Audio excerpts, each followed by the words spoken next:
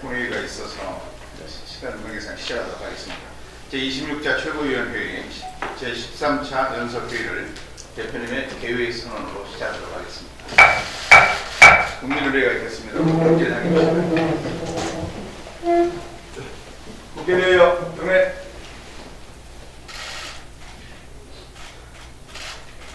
바로 모두 자리해 주시기 바랍니다. 네, 대표님의 모두 발언이 있으시겠습니다. 촛불 시위가 촛불 혁명이 되려면 사법부도 고쳐야 하고 입법부도 뜯어 고쳐야 하고 청와대도 고쳐야 합니다. 청와대는 비서만 500명, 미국 백악관보다 큰 청와대고, 사법부는 대법원이 청와대랑 재판을 거래하고, 입법부는 주권자의 52%가 사표로 타당되는 온전하지 않은 대의제를 70년 동안 되어오고 있습니다. 자, 이제 어제 의원총회를 통해서 이미 재판거래 의혹이 특정된 최소한 6명의 고위 판사들이 있습니다. 헌법에 따라서 공정한 재판을 권리와 또 사법의 독립을 파괴한 고위직 법관들에 대한 탄핵을 우리 당의 당론으로 결정하면서 동시에 탄핵의 선행 조건으로 선거제도 개혁을 내걸었습니다. 사법부의 고위법관들을 탄핵하려면 국회도 스스로 개혁에 나서야 합니다. 그런데 유감스럽게도 지금 민주당은 자만, 교만, 거만, 오만, 사형제 급에 빠졌습니다. 자만, 교만, 거만, 오만 반드시 필패합니다. 지난 지방선거 그 다음 날 6월 14일 날 똑똑히 기억합니다. 문재인 대통령은 이렇게 말씀드렸습니다. 선거 결과에 자만하거나 안일해지지 않도록 각별히 경계하겠습니다. 국민만을 바라보고 나가겠습니다. 이 같은 대통령의 다짐과 180도 다른 얘기가 여당 대표 입에서 나왔습니다. 제1당은 차지할 의석을 지역구 당선자로 다 채우기 때문에 비례대표를 갖기가 어렵다. 그래서 연동형 비례대표는 곤란하다.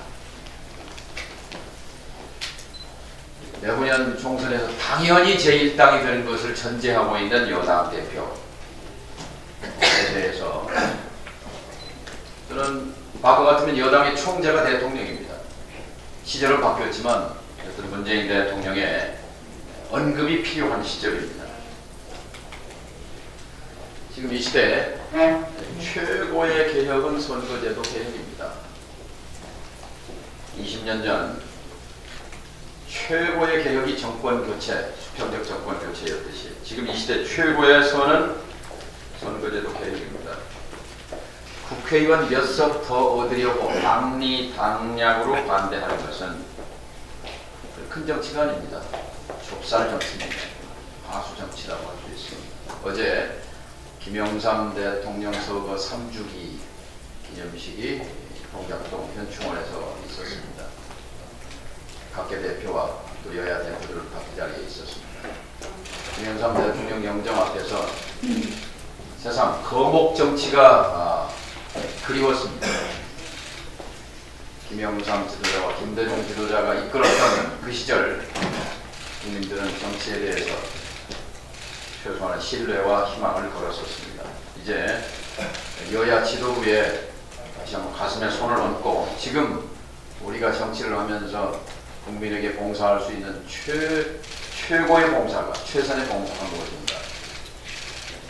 당리당략에 빠져서 좁쌀 정치로 전락하지 않기를 간절히 바랍니다. 끝으로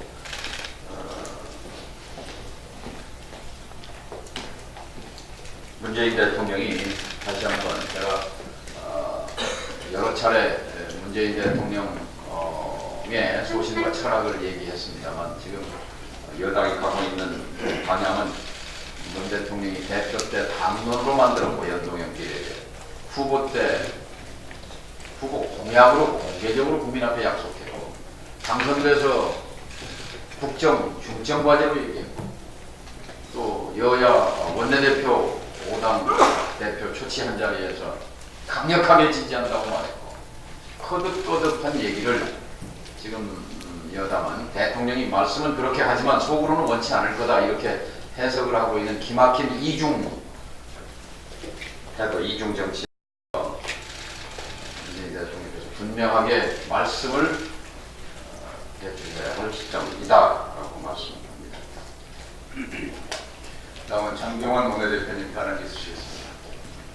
정부의 잘못된 경제정책이 빈익빈 부익부를 키우고 있습니다.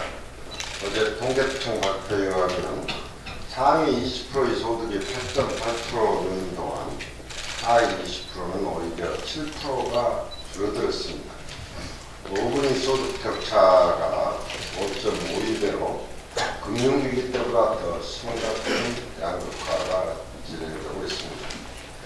최저임금 인상과 근로시간 단축을 통해 소득주도 성장을 이루겠다는 정부의 경제정책이 정반대의 결과로 나타나고 있는 것입니다. 지금 우리 경제는 위기 상황입니다. 정부는 위기라는 단어 자체에 거부감을 보이고 있지만 위기를 인식하고 인정을 해야 제대로 된 대책이 나올 수 있습니다. 아무리 좋은 경제 이론도 현실에 맞지 않으면 공허할 뿐입니다. 특히 지금 정부는 경제 사령탑이 부재 중인 상황입니다. 새로운 경제팀은 정권의 목표가 아닌 국민이 체감할 수 있는 실질적인 경제 정책을 내놓아야 하겠습니다. OECD도 한국의 최저임금 인상 속도를 조절해야 한다는 권고를 하고 있는데 청와대가 기존 정책을 그대로 밀고 가겠다는 오기를 들고 있어서는 호미로 막을 수 있는 일을 가리로도 못 막는 실기를 할 수밖에 없고 그 피해는 고스란히 서민과 국민 경제 전체에 돌아갈 것임을 명심해야 하겠습니다. 네, 이어서 우승엽 수석 최고위원님 발언입니다.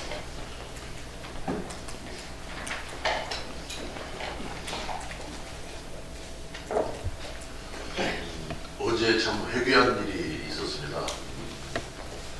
사실은 그 쌀 공표 가격 문제, 또 공급비 준비 방출 문제 등에 대해서 얘기를 하는 그 농민들의 출입을 국회 정부를 걸어 잠그고 또 경찰들을 동원해서 막는 그런 회귀한 일이 문재인 정부 들어서서도 일어났습니다. 사실 원래 저희 지역에서 올라오는 농민 대표들을 4시에 제 방에서 만나서 이 서명을 받도록 이렇게 되어 있는데 출입을 막고 있다 해서 제가 나가서 국회 정문 밖에서 만났습니다. 이렇게 촛불 시민혁명에 의해서 새로운 정부, 문재인 정부가 들어섰음에도 불구하고 왜 이렇게 무조건 틀어막는 그러한 참 옹졸한 잘못된 행태를 보이고 있는지 참으로 안타깝고 가슴 답답한 일이 아닐 수 없습니다. 국회는 국민의 대표인 국회의원들이 다니는 곳이지만 그와 함께 우리 국민들에게 활짝 개방이 되어야 한다고 생각합니다. 이렇게 들어맞고 억지로 밀어붙이는 이런 형식보다는 만나서 서로 대화하고 토론을 하면서 절충점에 이렇게 합의해 나가는 이것이 저는 성숙한 민주주의라고 생각하기 때문에 다시 한번 그 농정 문제를 떠나서 국회 사무처에 촉구합니다. 어떠한 일이 있어도 국회 정문을 걸어 잠그고 국민들의 자유로운 동행을, 출입을 금지하는 일은 다시는 있어서는 안 된다 이렇게 생각합니다. 설사 좀 충돌이 있어서 불상사가 있다고 하더라도 그 과정을 거치면서 서로 반성하고 서로 또 절제하고 또 자제하는 과정이 우리 민주주의가 성숙하는 그런 과정이라고 생각을 합니다. 방금 우리 장병환 원내대표님께서 제3분기 가계동향조사 소득 부분 결과에 대해서 말씀이 계셨습니다만 그 1분위와 5분위 간의 그 소득 배율 격차가 사상 최악으로 벌어져 있습니다. 구체적인 수치는 장병환 대표님께서 말씀을 하셨기 때문에 그 말씀을 드리지 않겠습니다만 그렇게 오히려 소득주도 성장 정책을 펼쳤는데 오히려 소득 격차, 양극화가 심화된 것은 문재인 정부의 경제정책이 상궤를 벗어났다는 점을 여실히 보여준 것입니다. 즉 복지 확대라는 목적을 위해서는 그것을 달성한 효과적인 수단을 반드시 먼저 강구해야 하는데 이런 지극히 상식적인 세상 이치를 문재인 정부가 정면으로 배척함으로써 복지 확대라는 정책 목표를 달성하기는커녕 오히려 소득 격차를 더욱 악화시키고 있는 것입니다. 이 같은 결과를 한마디로 소득주도 성장의 배신이라 할 것입니다. 최저임금을 올리면 저소득층 임금이 늘어나 빈부격차가 감소할 것이라는 단순한 생각은 취약계층의 일자리 감소로 인해 오히려 역대 최악의 양극화를 낳았습니다.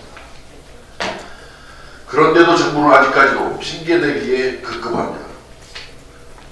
도대체 언제까지 기다려야 합니까?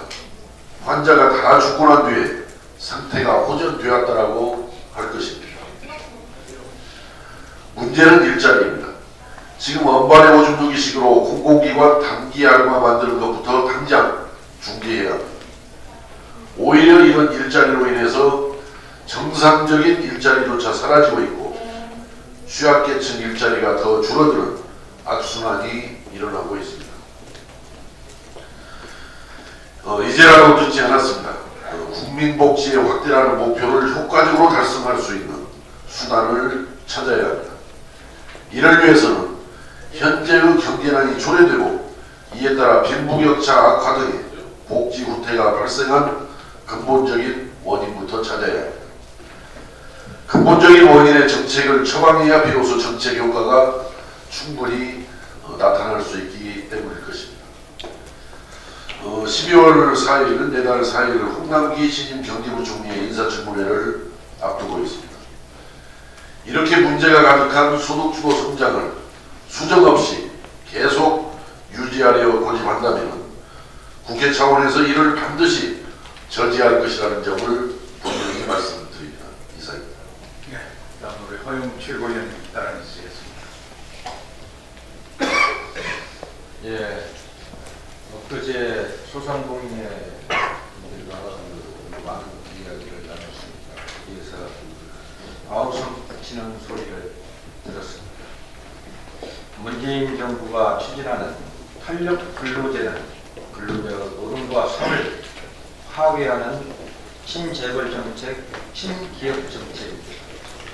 진보를 위장한 보수 정권, 개혁을 해서 과장한 재벌 정권, 문재인 정부는 탄력 근로제를 즉각 철회해야 합니다.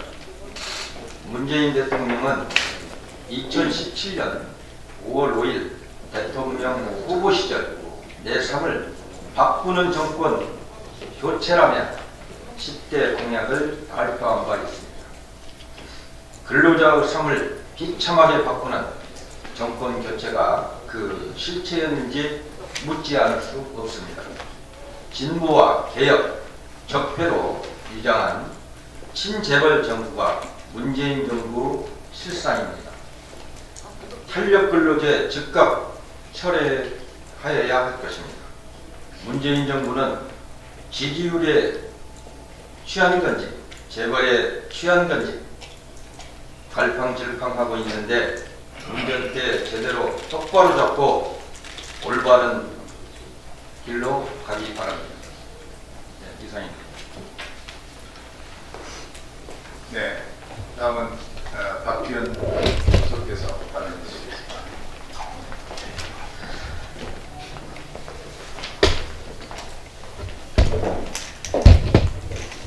정부가 어제 대대적인 조선업 지원 방안을 발표했습니다. 하지만 약속했던 군산 조선소 재가동 방안은 나오지 않았습니다. 어제 정부가 1조 7천억 원의 금융 추가 지원, 또 LNG선 140조 공공 발주, RG 2천억 원으로 확대, 또 2조 8천억 원 규모의 LNG 벙커링 구축을 포함한 조선업 활력 방안을 발표하고 정부와 지자체, 기업들 간 상생 협력 협약식도 맺었습니다. 이런 대규모 조선업 지원책을 발표하면서도 군산 조선소 재가동 방안은 나오지 않았습니다. 폭탄을 맞은 군산과 전북 경제의 처참함을 앞세워서 다른 지역에 대한 세금 퍼붓기를 합리화하고 있을 뿐입니다. 정부는 어제 시행 계획을 밝힌 지원책 중에서 군산 조선소 재가동에 관련된 내용은 어떤 것인지 분명하게 밝혀주기 바랍니다. 1%의 효과도 없어 보입니다. 정부는 더 이상 군산을 앞세우지 말기 바랍니다. 군산의 일자리 재난 상태를 앞장세워 놓고 정부의 지원 내용은 모두 현재 조선산업이 유지되고 있는 거제, 울산, 통영 등에 돌아갑니다. 정부가 민간 기업에 세금으로 대폭적인 지원을 하는 것은 시장 원리에 반하고 구조조정을 방해하는 것으로서 자제해야 합니다. 자영업자들이 어렵고 폐업한다고 해서 정부가 세금을 쏟아붓지 않습니다. 이런 이유로 그동안 개발의 혜택을 독점하다시피 한 지역에 일감이 줄어든다고 세금을 쏟아붓는 것은 정당화되기 어렵습니다. 정부의 기업에 대한 지원은 오랫동안 개발에서 소외되어 개발 경제의 혜택을 받지 못한 낙후 지역에 대한 것일 때 비로소 정당성이 인정됩니다. 군산과 전북은 개발 경제의 온기를 느껴본 적이 없습니다. 그 결과 고용률이 전국에서 최하위이고 1인당 소득도 최하위입니다. 게다가 그나마 있던 군산조선소와 군산지엠마저 문재인 정부 들어서 산업은행의 적극적인 개입하에 거제의 대우조선과 창원의 지엠 공장을 살리기 위해 희생양이 되었습니다. 결자 해지해야 합니다. 정부는 조선업 지원책의 최우선에 군산조선소 재가동을 두어야 마땅합니다. 군산조선소 재가동 없이 단 한 푼도 조선업을 살린다는 명분을 걸어서 세금이 쓰여져서는 안 됩니다. 네, 고맙습니다. 다음은 우리 윤영일 정책위 의장님께서 하시겠습니다. 우리 장병환 원내대표님께서 말씀해 주셨습니다만 소득 양극화가 2007년 이후 11년 만에 또 최악의 상황으로 가고 있습니다. 정부가 일자리 정책 추구하고 있는데요. 소위 이 고소득 일자리 그 혜택은 고소득층에 밀리고 있고요. 몰려가고 있고요. 최저임금 인상 16.4% 인상했습니다만 이 효과는 중산층 자영업자들의 소득을 급감시키고 있고요. 그리고 정부의 이 소위 현금 지원형의 복지 지원 정책은 말씀 그대로 중산층 이상의 이전 소득만을 증가시키는 결과를 가져온 것입니다. 그래서 따져보니까 저소득층이 한 달에 132만 원 벌 때 고소득층은 한 달에 근 1,000만 원, 그러니까 974만 원을 번다는 얘기가 되어지는 겁니다. 정부의 지출 구조도 그렇고 재정 운영 방향도 그렇고 심각하게 고민을 해야 된다고 저는 생각을 하고 있습니다. 그러려면 GDP의 30% 선을 기여를 하고 있는 SOC 투자 늘려야 되고요. 그리고 정부 주도형의 일자리 창출 정책이 아니라 민간 주도형의 일자리 창출 정책으로 가야 된다. 방향 전환을 다시 한번 촉구드립니다.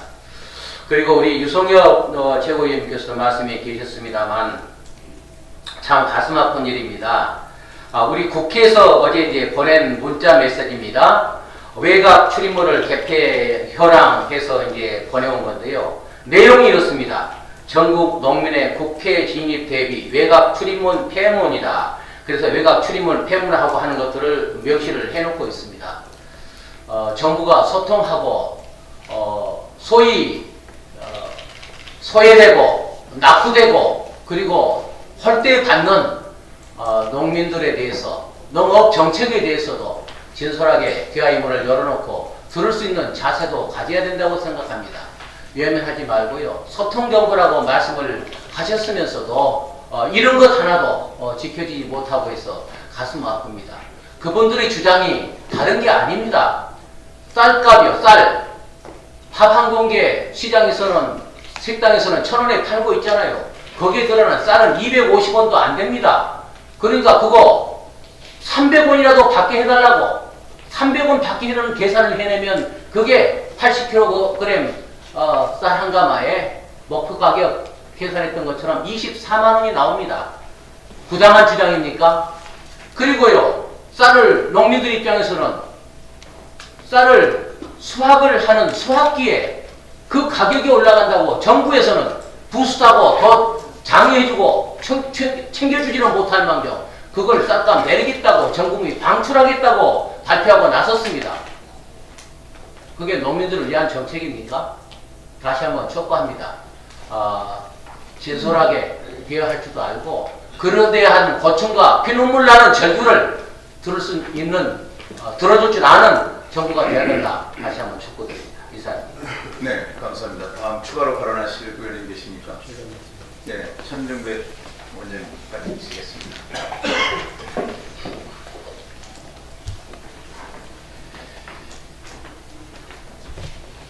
그 문재인 정부의 2018년 세제 개편안에 대해서 그 세수 효과가 전년 대비 2조 5천억이 준다. 마이너스 2조 5천억이다. 또 5년간 누적 효과는 마이너스 14조 원이다. 그리고 감세가 이루어진다는 겁니다. 또 증세 정책을 제대로 추진하지 않으면 2022년에는 우리가 경제 위기 기간을 제외하고는 겪어보지 못한 GDP 3% 수준의 재정 적자를 경험하게 된다. 이 말씀은 어제 우리 민주평화연구원 초청특강의 강사인 황성현 인천대 교수, 한국재정학회 회장이고 노무현 참여정부 때 조세재정연구원장을 지낸 분입니다. 충격적입니다. 문재인 정부가 재정 지출은 크게 확대하면서도 이명박 정부처럼 감세를 하려고 있는 것입니다. 그 결과는 결국 재정 건전성을 위협할 뿐 아니라 복지 등의 지출도 앞으로 지속 가능할 수 없는 상황이 될 것입니다. 정동현 대표께서 이미 말씀하셨습니다만 문재인 대통령은 대통령이 되시기 전부터 기회 있을 때마다 민심 그대로 선거제, 그분의 말씀대로라면 정치적 민의를 정확하게 대변할 수 있는 선거제도를 만들자고 말씀하셨습니다. 그러나 적어도 지금까지 민주당은 하는 신용만 하고 있는 것 같습니다. 뭐 여러 가지 치고 빠지고 엊그제는 당대표가 다른 이야기를 했다고 보도됐다가 또 아니라고 했고, 이제는 또 비례대표제를 연동형으로 다 못하겠으니 어쩌겠다는 등의 이야기를 하고 있습니다. 정치개혁도 적어도 문재인 정부에서는 물 건너간 것으로 보입니다. 사실은 국정의 모든 분야에 있어서 이제 문재인 정부의 개혁은 저는 물 건너갔다고 느낍니다. 2년 전 추운 겨울 광장에서 거리에서 고생하면서 좀 새로운 세상,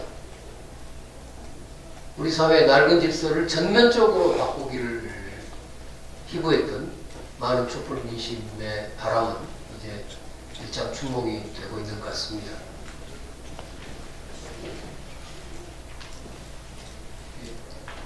문재인 정부와 민주당에게 촉구합니다. 정치개혁, 재정개혁, 여러 우리 사회가 직면하고 있는 또 국민들이 바라는 개혁에 초심이 있었는지 모르겠습니다만 초심을 확실하게 유지하면서 적극적으로 나서주기를 마지막으로 요청합니다. 네, 감사합니다. 추가 발언 없으시면 전차 회의 결과는 서면으로 대체하겠습니다. 그리고 오늘 의견사항과 보고사항이 있습니다. 지금부터는 비공개로 전환하도록 하겠습니다. 협조해 주십시오.